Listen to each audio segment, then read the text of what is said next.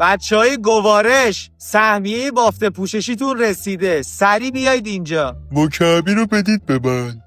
این مورد تو لیست سهمیه شما نیستش.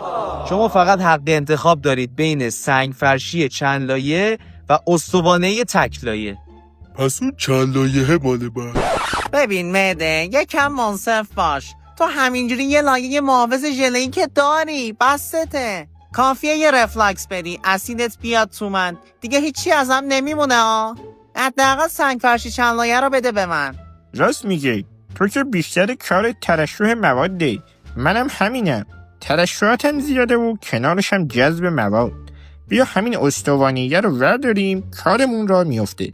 الان مشکلتون با منه؟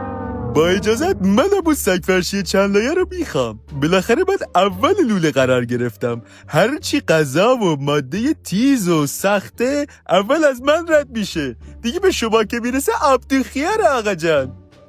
منم اینجا ما. تو دیگه کی هستی؟ آخر ماجرا. به جناب مقعد. آخه شما که اسلحه رو برداشتین، چیزی هم مونده اصلا؟ از هر کدوم نصف بدید بهم. قسمت بالایی و استوانه‌ای میزنم، ته کنم سنگ فرشی چند لایه. چرا حالا ترتیبت این شکلیه؟